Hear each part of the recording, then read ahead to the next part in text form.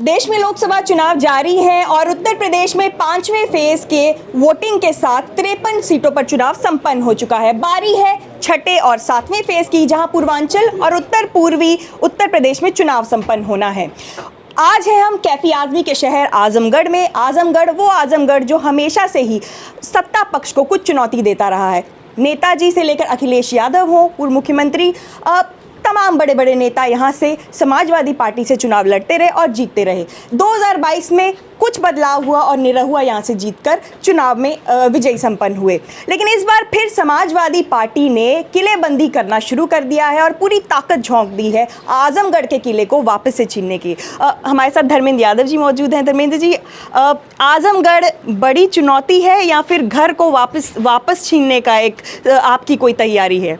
आजमगढ़, जैसा कि आपने घर के तौर पे देखा और कहा, आजमगढ़ के जो हमारे घर के लोग, जिम्मेदार लोग हैं, वो एकदम कमर कस के अपने घर के और अपने किले को वापस लाने में लगे हुए हैं। आजमगढ़ समाजवादियों का गढ़ रहा है और फिर से 4 जून के बाद आप देखेंगे वही गढ़ समाजवादियों के पास होगा। जी, आज आपकी एक जनसभा हुई, डिम्पल यादव उसमें मौजूद थी। हमने देखा कि तमाम युवा जो हैं बहुत बड़ी मात्रा संख्या में आज वहां आए। कईयों के मैंने गले में देखा पोस्टर उन्होंने लटका रखे थे, मैं भी बेरोज़गार हूं। बेरोज़गारी कहीं ना कहीं बहुत बड़ा मुद्दा, पेपर लीक बहुत बड़ा मुद्दा। आपके लिए क्या मुद्दे हैं और कौन से वो मुद्दे हैं जो जनता के बीच में गुंजायमान हैं? देखिए, ये जो मुद्दे आप बता रहे हैं बहुत सीरियस मुद्दे हैं और 10 साल में जहाँ 2 करोड़ के हिसाब से 20 करोड़ रोज़गार मिलने चाहिए थे, वहीं रोज़गार देना तो दूर बात है, पेपर लीक करके लोगों को रोज़गार से दूर किया जा रहा है। और इन तमाम चीज़ों से अब नौजवान ऊब चुके हैं और परिवर्तन चाहते हैं। और जैसा हमारे इंडिया अलायंस का मैनिफेस्टो में भी है कि सेंट्रल गवर्नमेंट की 30 लाख नौकरियाँ 6 महीने के अंदर उसकी भर्ती प्रक्रिया पूर्ण कर दी जाएगी। तो नौजवान आकर्षित हैं हमारे गठबंधन के साथ, हमारी पार्टी के साथ, और मुझे उम्मीद है कि ऐतिहासिक परिणाम आएगा इस बार। यहाँ आजमगढ़ में तो आना ही आना है, आजमगढ़ का तो कोई इशू ही नहीं है। उत्तर प्रदेश की अधिकांश सीटों पर इस बार हमारा गठबंधन जीतेगा।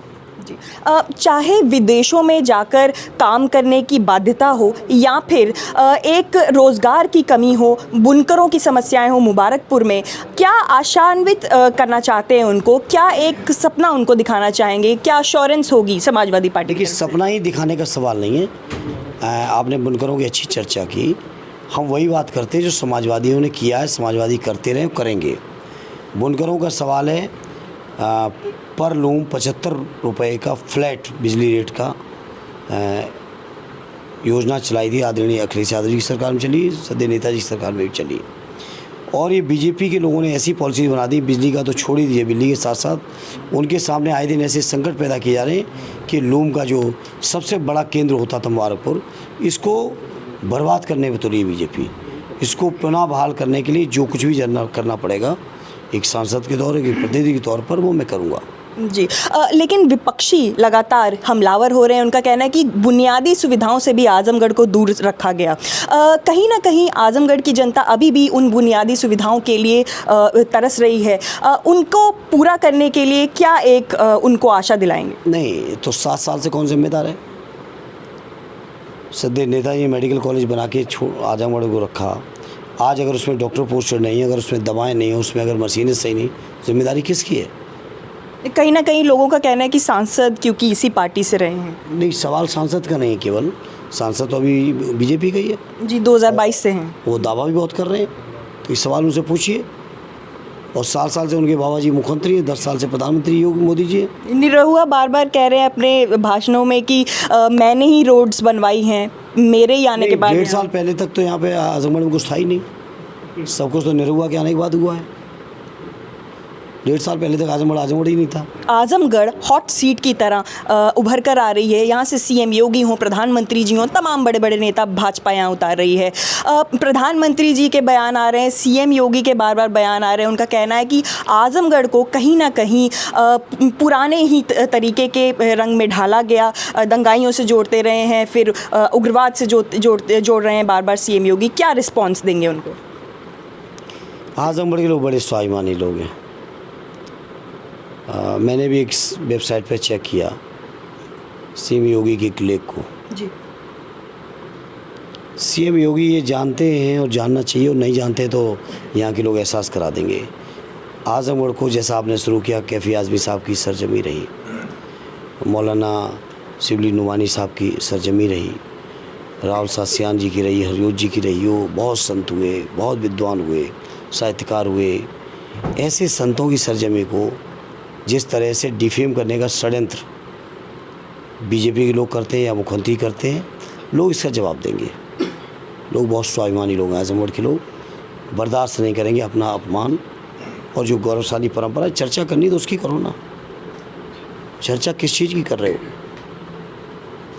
कहीं ना कहीं जो नैरेटिव है इस चुनाव का कई अन्य मुद्दों पर भी जा रहा है। जैसे अगर हम बात करें तो प्रधानमंत्री का कहना है कि खिचड़ी गठबंधन है। क्या रिस्पांस देंगे उनके ऐसे बातचीत का? प्रधानमंत्री जी ये बताएं, उनके एनडीए में कितने गठबंधन में लोग हैं? दिक्कत ये है कि मीडिया के लोग सवाल पूछना बंद कर गए बीजेपी वालों से। कारण जो भी हैं, और बहुत कुछ कारण तो आम जनता जानती है। और मीडिया को और हमको भी, किसी को गलतफहमी नहीं होनी चाहिए कि जनता इस बात को नहीं समझती है। प्रधानमंत्री के कितने गठबंधन में उनके दल हैं, ज़रा पहले ये बताएं। अगर उनके इतने दल हैं तो हमारे गठबंधन खिचड़ी दल के गठबंधन कैसे हो गया? प्रधानमंत्री जी गंगा जी में खड़े होकर कहते हैं कि अगर मैंने हिंदू मुसलमानों के बीच नफरत फैलाई हो तो मैं राजनीति से संन्यास ले लूँगा। कहा कि नहीं कहा? अगले ही दिन आजमगढ़ के लालगंज के कार्यक्रम में आप उनका भाषण उठाइए। हिंदू मुसलमान, वही मंगलसूत्र, वही सब नफरत भरी बातें, वही ज़मीन ले लेंगे, प्रॉपर कब्जा कर लेंगे। ये बातें प्रधानमंत्री की ज़ुबान से हो रही हैं। मुझे तो बहुत अफसोस है कि जो स्तर है प्रधानमंत्री पद का, कोई भी प्रधानमंत्री हो, किसी भी दल का हो, उसे एक पद की गरिमा है। इस समय उस पद की भी गरिमा तार तार हो रही है। ममता बनर्जी के एक बयान के बाद प्रधानमंत्री दोबारा से इंडिया गठबंधन पर हमलावर हुए। उनका कहना है कि नई बुआ मिल गई हैं शहजादे को। साफ तौर पर उनका अटैक ममता जी के खिलाफ था, और कहीं ना कहीं बुआ शब्द का प्रयोग मायावती जी के साथ किया जाता था। लेकिन इस बार निरहुआ का कहना है कि बसपा हमारे साथ है। क्या क्या कैसे देखते हैं? समर्थन अनाउंस कर ले, क्यों नहीं अनाउंस किया है? क्यों नहीं अनाउंस किया? ऐसे अनाउंस करा लें, उनके साथ है तो। ये सब बातों का कोई समय नहीं, कोई कुछ कहे। आप लोग भी अपना टाइम ना खराब करो। जनता एकदम फैसला लेके बैठी हुई है, किसी की नहीं सुनेगी। मैं बता रहा हूँ, चाहे विपक्ष के लोग, ये बीजेपी के लोग कोई भी बात कर लें, अब इनकी कोई बात चलने वाली नहीं, कि 10 साल से लोग सुन के ऊब चुके हैं। और जो कहते हैं, जो भाषण देते हैं, बयान देते हैं, चुनाव मैनिफेस्टो लाते हैं, और जो काम करते हैं उसका कोई मैच नहीं है, जस्ट अपोजिट है। मैं कह रहा हूँ कि प्रधानमंत्री के 2 दिन के बयान के अंतर देख लीजिए। गंगा के तट पे खड़े होकर क्या कहा, अगले दिन लालगंज में क्या कहा। इससे ज़्यादा क्या हो? प्रयागराज में हमने देखा बहुत ही बड़ी संख्या में युवा उतर कर आए। रैली तक को संबोधित नहीं कर पाए, एक वीडियो के जरिए अपना मैसेज पहुंचाना पड़ा अखिलेश जी, राहुल जी को। ये जो एक अंडर करंट है युवाओं में, उसके बारे में क्या कहेंगे? मुझे खुशी इस अंडर करंट को आपने स्वीकार किया, और यही अंडर करंट परिवर्तन लाएगा, यही परिवर्तन लाएगा। विपक्षी हमलावर हो रहे हैं, कह रहे हैं कि मिसमैनेजमेंट इसका कारण है। प्रशासन की जिम्मेदारी किसकी है? पुलिस किसके पास है? जब सिक्योरिटी आप नहीं दोगे, स्वाभाविक उत्साह तो है, लीडर का आकर्षण है, रहेगा। तो उस आकर्षण के साथ साथ जो लीडर के प्रोटोकॉल जारी होते हैं, उनकी सिक्योरिटी कैटेगरी है, दोनों लीडरों की सिक्योरिटी की बड़ी कैटेगरी है। जब आप वहाँ एडमिनिस्ट्रेशन नहीं खड़ा करोगे तो यही तो होगा। और आप चाहते हो कि हमारे लीडर्स के कार्यक्रम डिस्टर्ब हों, तो ऐसा नहीं है। इससे हमारे लीडर्स की पॉपुलेशन बढ़ रही है, घट नहीं रही है। प्रधानमंत्री जी का बार बार बयान में जिक्र हो रहा है शहजादे को लेकर, समाजवादी शहजादा बोल रहे हैं, क्या कहेंगे उनको? मैंने कहा मुझे अफसोस है, किसी भी दल के प्रधानमंत्री हो, कोई भी व्यक्ति क्यों ना हो, लेकिन उस पद की बहुत बड़ी गरिमा है। भाषा भी उस गरिमा के अनुसार होनी चाहिए, वो नहीं है। अब जब प्रधानमंत्री की भाषा ही नहीं तो उस पर क्या आप कमेंट करें? सर, कितने आशान्वित हैं अपने चुनाव को लेकर?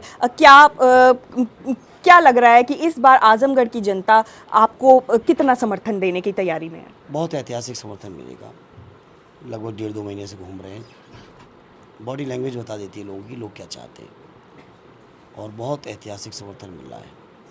और मैं महसूस कर रहा हूँ, जहाँ से इतना बड़ा समर्थन मिल रहा है, वहीं 4 जून के बाद बड़ी जिम्मेदारी मेरे ऊपर होगी यहाँ के लोगों की भावनाओं को, विकास की, तरक्की की जो उम्मीदें हैं उनको पूरा करने की जिम्मेदारी भी निभानी है।